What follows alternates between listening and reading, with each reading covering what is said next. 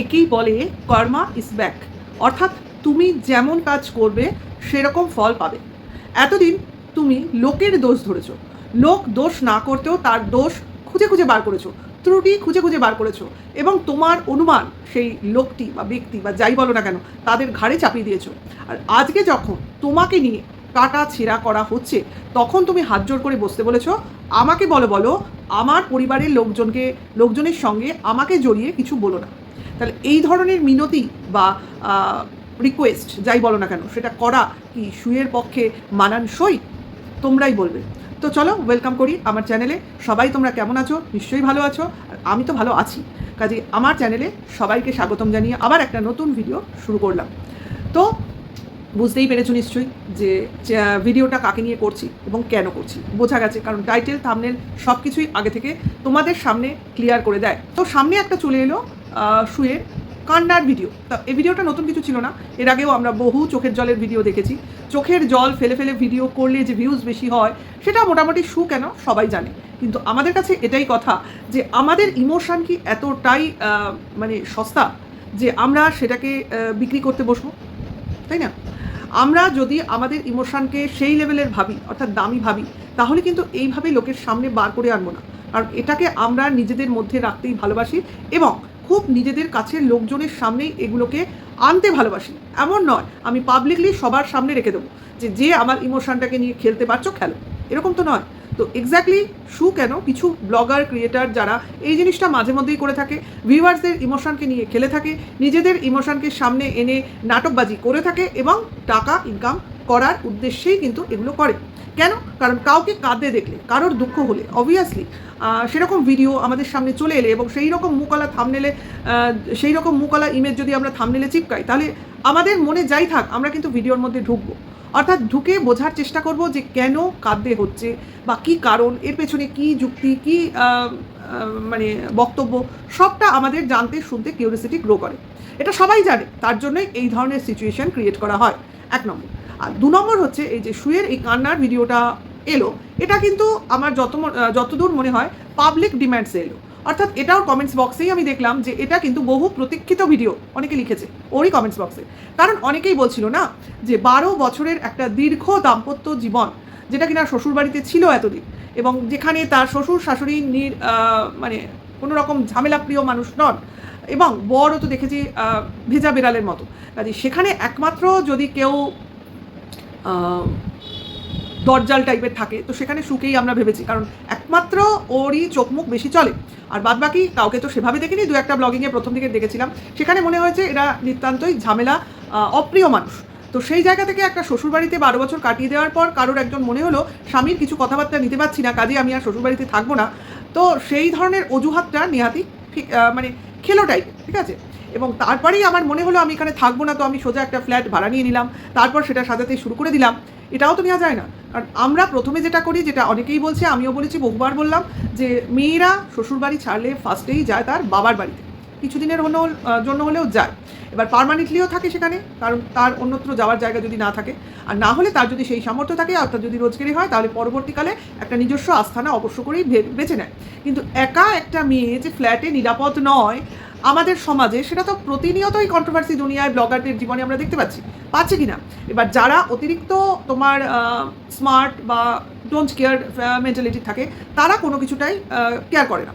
সেক্ষেত্রে অনেকের ভাগ্য ভালো, তাদের নিয়ে বেশি কাটাছেড়া হয় না, কিন্তু কিছু মানুষকে নিয়ে তো সাংঘাতিক কাটাছেড়া করা হয়, এবং সেটা তো তার নিজের লোকেরাই করে। আর এই কন্ট্রোভার্সি দুনিয়ায় যে কিছু কন্ট্রোভার্সি ক্রিয়েটার নিজের লোক সেজে তারপর করে, সেটা আমরা রিসেন্টলি দেখেছি শুয়ের ক্ষেত্রে এবং ম্যান্ডির ক্ষেত্রে। দেখতেই পেয়েছো না, ম্যান্ডি তার নিজের ভাড়া করা ফ্ল্যাটে থাকতে পেরেছে, না টিনও থাকতে পেরেছে, কেউ থাকতে পারেনি। সেখানে শু চলেছে একা ফ্ল্যাটে থাকতে ওর বক্তব্য অনুযায়ী, যদিও বহু ভিউয়ার্স কমেন্টস বক্সে লিখে যাচ্ছে যে তার বরকে সেখানে দেখা গেছে, তার বর সেখানে যাতায়াত করছে, এবং আমরাও বলছি যে অবভিয়াসলি বরের সম্মতিতেই এই ব্যাপারগুলো ঘটছে। এবার কেউ বলছে ফ্ল্যাট কিনেছে, কেউ বলছে ভাড়া নিয়েছে, তো আমাদের এটা লেস ইন্টারেস্টেড এই ব্যাপারে আমরা, কারণ সে ফ্ল্যাট কিনুক ভাড়া নিক সেটা তার ম্যাটার, পয়সা সে খরচ করছে, আমরা নই। কিন্তু আমরা কোন জিনিসটাই অপোজ করছি? মিথ্যা কথা বলাটা। অর্থাৎ তোমার যদি ক্ষমতা থাকে তুমি একাধিক ফ্ল্যাট নিতে পারো, কিনতে পারো, ভাড়া নিতে পারো, বাজে খরচ করতে পারো, পয়সা লুটাতে পারো, সেটা তোমার ব্যাপার। কিন্তু তুমি যখন দর্শক ঠকাতে বসবে তখন গিয়ে আমরা সেটার বিরোধিতা করবো, এটা হলো পরিষ্কার কথা, ঠিক আছে। এইবার আমি ফ্ল্যাট নিয়েছি, আমি ফ্ল্যাটে যাচ্ছি, জিনিসপত্র সাজাচ্ছি, আবার শ্বশুরবাড়িতে আসছি দিনের শেষে। এসে আমার শাশুড়ির ঘর থেকে, মানে ওপর থেকে, শ্বশুর শাশুড়ি যেখানে থাকে নিশ্চয়ই সেখানে রান্নার লোক আছে, আমার যদ্দূর মনে হয়, তারা নিজেরা নিশ্চয়ই হাত পুড়িয়ে রান্না করে না। তো সেখান থেকে খাবার দাবার আসছে, সেটা তারা পাঠাচ্ছে এবং সেটা বাড়ির বউ যে কিনা চলে যাবে সে রীতিমতো খাচ্ছে, এবং সেই কথাটা সে প্রতিদিন বলছে যে ওপর থেকে খাবার পাঠাচ্ছে, অমুক পাঠাচ্ছে, ওটা খাবো সেটা খাবো ইত্যাদি বলছে, এবং ওপরে যাচ্ছি, ওপরের আলমারিতে জামা রাখবো ইত্যাদি ইত্যাদি অনেক কথা বলছে। তার মানে বুঝে দেখো কতটা আন্ডারস্ট্যান্ডিং থাকলে বাড়ির বউ এই ধরনের কথা বলতে পারে। আমি স্বামীকে ছেড়ে চলে যাবো, আমার শ্বশুর শাশুড়ি আমাকে আদর করে খাওয়াবে, এটা কি পসিবল? এটা ইম্পসিবল, এটা হতেই পারে না। এরম হলে শ্বশুরবাড়ি থেকে প্রথমেই বলবে ভাই তুমি থাকলে থাকো, না হলে যাও, এইভাবে প্রতিদিন যাওয়া আসা করো না, এতে আমার ছেলের মানসিকতায় ডিস্টার্ব হচ্ছে, এটাই তো বলবে। কিন্তু সেটা তো হচ্ছে না, উল্টে আরও ফেসিলিটি পাচ্ছে। সে যে যাতায়াত করছে তার যথেষ্ট ফেসিলিটি আছে বলেই সে করছে। আচ্ছা, এই অবধি তো ঠিক আছে, কিন্তু আমরা যখন বলছি একটা খাট কেনা হলো অথচ তার বাবার দেওয়া খাটটা সে নিয়ে গেল না, এটা তো হতে পারে না, তাই না?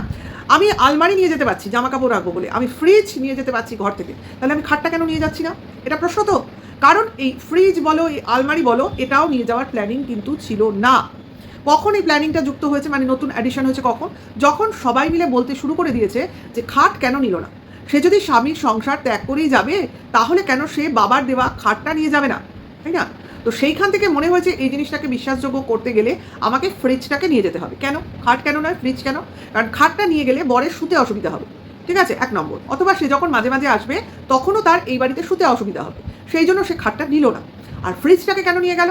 এই বাড়িতে ফ্রিজটা রাখা না রাখা সমান, অর্থাৎ সে যদি ওই বাড়ি থেকে ব্লগিং করে তাহলে ওই বাড়িতে রান্নাবান্না করবে, এবং রান্নাবান্না করলে তার কিছু স্টোরেজ লাগবে, এবং ফ্রিজ জাতীয় স্টোরেজই লাগবে ঠান্ডা জায়গায়।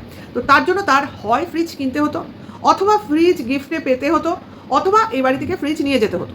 আর ফ্রিজ নিয়ে গেলেও সমস্যা কেন থাকছে না? কারণ বাড়িতে আদার ফ্রিজ আছে তার শাশুড়ির ঘরে, ঠিক আছে। অর্থাৎ কালে ভদ্রে এখানে যাতায়াত করলে সে তার শাশুড়ির ফ্রিজটা ইজিলি ব্যবহার করতে পারবে, ঠিক আছে। কিংবা নতুন ফ্রিজ এখানে কিনে নেবে না, এটা কেই বলতে পারে, তাই না? দেখো, অনেক কিছুই প্রথম দিকে একরকম প্ল্যানিং থাকে মানুষের, কিন্তু পরিস্থিতি সমস্যা দেখে কিন্তু প্ল্যানিং বদলায়।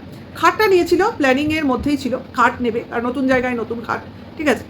আর আলমারি একটা হয়তো স্টোরেজ কিছু কিনে নেওয়ার পরামর্শ প্ল্যানিং ছিল, কিন্তু পরবর্তীকালে এখান থেকে কিছু নিয়ে যেতে হবে এবং দর্শকদের বিশ্বাসযোগ্য করে তুলতে হবে, এটা দেখানোর জন্য এই আলমারিটাকে, মানে ওই শোকেস কাম আলমারিটাকে খালি করা হলো, সেটাকে নিয়ে যাওয়া হলো, ঠিক আছে। এইবার ফ্রিজটা নিয়ে যাওয়া হলো, ভেবেছিল হয়তো কোনো দর্শক দয়া পরবশত হয়ে গিফট হিসেবে পাঠাবে, যেভাবে ফারিয়াকে পাঠিয়েছিল ফ্রিজ, নতুন সংসার নতুন ফ্রিজ, সেরকমও হয়তো ভেবেছিল দুদিন পর কেউ হয়তো তাকে দেবে। কিন্তু দেখছে তো কমেন্টস বক্সে জুতোর পর জুতোর বাড়ি পড়ছে, অর্থাৎ বিপরীত কমেন্টস আসছে, এবং দর্শকরা এটাকে পুরোপুরি জালিয়াতি 2 নম্বরই নাটকই মনে করছে, ঠিক আছে। সেইখান থেকে সে বুঝে গেছে ফ্রিজ কেন, একটা তোমার ওই ঠান্ডা জলের বোতলও আসবে না, কাজে সেই জন্য তাকে এই ফ্রিজটাকে নিয়ে যেতেই হবে। কারণ ভাড়া যখন নিয়ে ফেলেছে, এসি যখন লাগিয়েছে, খাট যখন কেনা হয়ে গেছে, আপাতত কিছুদিন নাটক চালানোর জন্য ফ্রিজটাকে এখান থেকে ওখানে নিয়ে যেতে হবে। এর বেশি খরচ করলে অ্যাকাউন্ট থেকে টাকা তুলতে হবে, সেটা আপাতত থাক, তার থেকে নিয়ে যাই, জিনিসটা আরও বিশ্বাসযোগ্য করি, ঠিক আছে। তবে এটা ঠিক, ফ্রিজ যদি বারবার তুমি ইনস্টল করো না, একবার এখান থেকে ওখান, ওখান থেকে ওখান, তাহলে কিন্তু পার্টস খারাপ হয়ে যায়, এটা কিন্তু অনেকেই জানে। বিশেষ করে এই 4তলা 3তলা ফ্রিজ তোলা বন্ধ করতে গেলে ফ্রিজের অনেক পার্টস ড্যামেজ হয়ে যায়, সেই জন্য ইনস্টলেশনটা বেশি না করাই ভালো, মানে ট্রান্সফার বেশি না করাই ভালো। এখন দেখা যাক, তার ফ্রিজ তার ব্যাপার, সে বেশি বিশ্বাসযোগ্য করতে চলেছে, তাই এইসব ব্যবস্থা। প্লাস চোখের জল তো মানে হাতের মোয়া হয়ে গেছে। এখন ওটা কি অরিজিনাল চোখের জল নাকি চোখে গ্লিসারিন দিয়ে কাঁদতে বসেছে, সেটাও ব্যাপার। কারণ নাটক যখন করতে বসেছে, এত যখন তার সাজ সরঞ্জাম, তাহলে গ্লিসারিন তো থাকবেই, কি বলো, থাকা স্বাভাবিক। কারণ দর্শকরা ক্রিয়েটাররা আমরাও বলছিলাম এত বছরের সংসার ছেড়ে যাচ্ছে, কোথাও তো কোনো দুঃখ চোখে পড়ছে না। তো সেই দুঃখটা চোখে আনার জন্য যতই মেকআপবিহীন মুখটা আনুক না কেন, তাতেও দুঃখটা পুরোপুরি প্রকাশ পাচ্ছে না, ঠিক আছে। সেই জন্য শেষমেশ কাঁদতে বসতেই হলো। অর্থাৎ সংসার ছেড়ে যাচ্ছি, আমার ভেতরে কি হচ্ছে তোমরা টের পাচ্ছ না, এতদিনের সংসার, এতদিনের অমুক, এতদিনের তমুক, ঠিক আছে। তাহলে সংসার ছাড়ার কারণটা যখন বড়, তাহলে সেখানে দুঃখটাও বড় হওয়া উচিত, তো সেটাই তো দেখবো, তাই না? তো সেখান থেকে এই কান্নাটা দিয়ে আমাদের মন ভেজানো আর যাবে না, কারণ আমরা জানি এইভাবে সংসার ছাড়ার মতো মেয়ে অন্তত নয়। কারণ সে জানে সে আর যাই করুক শ্বশুর বাড়ির সত্ত্বেও সে ত্যাগ করবে না। এত মানে নির্লোভ নয়, সে জানে কোনখান থেকে কতটা নিজের দখলে রাখতে হয় এবং কাকে কাকে নিজের অধীনেও রাখতে হয়, তাই না? তাই বিভিন্ন নিজেদের আত্মীয় স্বজন, বিশেষ করে ওই যে মামাতো নাকি ওর কি এক রিলেটিভ আছে না, নতুন চ্যানেল খুলেছে, তাকেও বিশেষ বলতে শুনছি, এই গেলাম ব্যাপারটা বুঝছি না বলে বেশি বকছে না, মানে অল্প অল্প কথা বলে বন্ধ করে যাচ্ছে, মানে কি বলবো, কি বলতে কি বলে ফেলবো, এই ধরনের ভয় ওর মনে কাজ করছে। মানে কোনো ওর কোনো এক ভাগ্নি হবে, কারণ কাকি বলছে তো, তাহলে কোনো এক ভাগ্নি হবে যে নতুন চ্যানেল খুলেছে, কি ঐন্দ্রিলা অফিসিয়াল নাকি, যাই হোক। তো তার চ্যানেলে দেখলাম এই নিয়ে সামান্য কিছু বক্তব্য বলে যেতে, এবং টাইটেলে বলতে, দেখো সেও বুঝে গেছে যে একে ভাঙিয়ে যদি আমি টাইটেলে কিছু দিই, কিছু বলি আর না বলি, অন্তত লোকে আমার চ্যানেলে আসবে, এসে উকিটা মারবে। আর বলা যায় না সু নিজেও বলেছে কিনা যে ও বিভিন্ন চ্যানেলে বলছে কিনা, কারণ নিজের চ্যানেলেই তো বললো যে আমার অমুক ভাগ্নি এসেছিল, যাকে নিয়ে আমি মার্কেটিংয়ে গেছিলাম, কিছু কেনাকাটি করেছি, তার সে ক্যামেরায় শ্যুট করেছে। দেখো রান্নাঘরের বিভিন্ন জিনিস কেনা হয়ে যাচ্ছে, মানে সাজিয়ে গুছিয়ে সে যাচ্ছে, অথচ সে তার মন খারাপ, তার স্বামী সংসার সেরে যাচ্ছে, কিন্তু সে ফ্ল্যাট গোছাতে কোনা কাঞ্চি সাজিয়ে তুলতে ভুলছে না, মানে কারণ তার মনটা খারাপ, ঠিক আছে। সে একা থাকবে, স্বামী ছাড়া থাকবে, সে তার পোষ্যটাকে সঙ্গে করে নিয়ে যাবে, আর ননি এবং গোপাল আর কি, লোকনাথ তার সঙ্গে থাকবে, এগুলো সবই তার সঙ্গ দেবে, কিন্তু তার স্বামী তার সঙ্গে থাকবে না। কিন্তু তারপরেও সে এসিতে মহানন্দে গরমটা ভাগিয়ে ঠান্ডায় আরামে উপভোগ করে রাত্রি বাস করবে, কারণ সে তার স্বামীকে ঘৃণা করে স্বামী সংসার ত্যাগ করে চলে এসেছে। তখন তার মনে হবে না যে না আমি ঠান্ডায় আরাম করছি, আমার স্বামীটা গরমে কষ্ট করছে। হয়তো এই কারণ দেখিয়ে 2 দিন পর স্বামীকে আমরা শুয়ের ফ্ল্যাটে দেখতে পাবো, যে এত গরম এত কষ্ট, সে আর তার ঘরে থাকতে পারছে না, তাই আমি এখানে ডেকে নিলাম। এটাও কিন্তু হতে পারে। যাই হোক, অনেক কিছুই হতে পারে, তবে ম্যাক্সিমাম কমেন্টস বক্স যদি তোমাদের আমি পড়ে শোনাতে পারতাম, তাহলে বোঝাতে পারতাম যে কী ধরনের রেট কমেন্টস এসছে ওখানে। প্রচুর মানুষ বলেছে কুমিরের কান্না কতবার হবে, কতবার কেঁদে তুমি বলবে এই কন্ট্রোভার্সি চ্যানেলের লাস্ট, আবার 2 দিন পর বলবে ভিউয়ার্সদের অনুরোধে আবার ফিরে আসলাম, ইত্যাদি ইত্যাদি। হ্যাঁ, আমিও তো খুব বেশি দিন না, তা আমিও এই কদিন শুনতে শুনতে এর মধ্যে বোধহয় বাড়তি আমিই শুনে ফেললাম এই একই কথা, এই শেষ, আর আসবো না।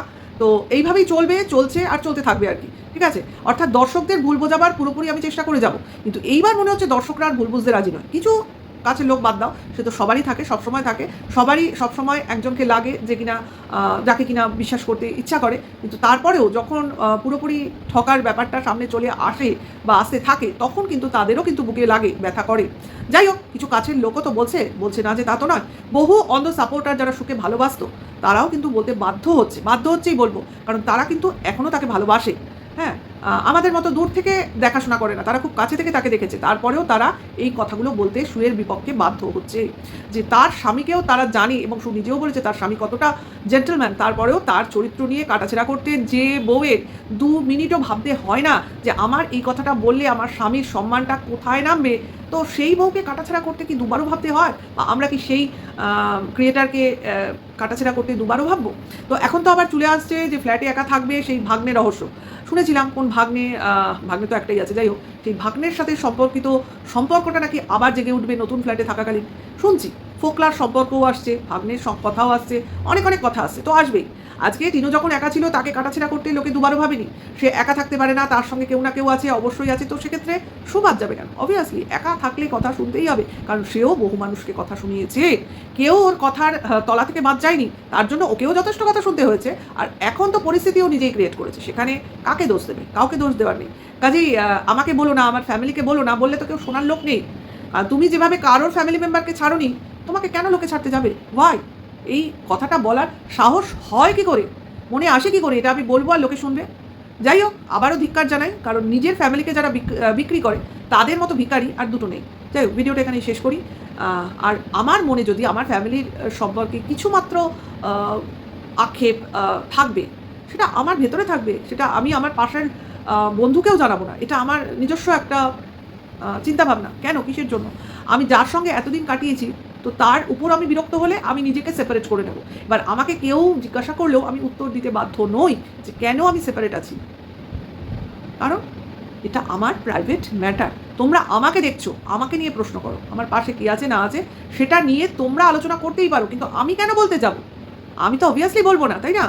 আজকে আমি আমাকে দেখাই, এবার আমার হাজব্যান্ড, আমার মেয়ে, আমি কখনোই আমার ফ্যামিলি মেম্বারদের আমার ক্যামেরার সামনে আনি না। এবার কেউ যদি বলে তোমার হাজব্যান্ডকে তো কোনোদিন দেখিনি, তোমার মেয়েকে দেখি, ফ্যামিলি মেম্বারকে দেখিনি, তার মানে তুমি একা থাকো, তো আমি তো দেখাইনি, কিন্তু বলাটা তোমাদের ব্যাপার। এমন নয় যে আমি বলেছি তারপর তোমরা বলছো, তা তো নয়, ঠিক আছে? বোঝাতে পারছি নিশ্চয়ই। অর্থাৎ আমি যা দেখাবো, আমি যা বলবো, সেটা নিয়েই লোকে কাটাছেড়া করবে, এমন নয় আমি যেটা দেখাচ্ছি না সেটা নিয়ে কাটাছেড়া করছে। যদি সেটা নিয়ে কাটাছেড়া করে, সেটা তাদের ব্যাপার, সেটা নিয়ে আমার মাথা ব্যথার কারণ নেই, তাই না? আমি যখন যা বলবো সেটার উপরেই আমার মাথা ব্যথা হওয়া উচিত। তো ভিডিওটা এখানে শেষ করবো। কেমন লাগলো অবশ্যই জানিও, তোমাদের মতামত জানার আমার পুরো ইচ্ছা প্রকাশ করি। কেমন লাগলো সেটা তো জানতেই ইচ্ছা করে। আর এখনকার জন্য এইটুকু, নেক্সট ভিডিওতে আবার দেখা হবে। সবাই ভালো থেকো, সুস্থ থেকো, টাটা, বাই।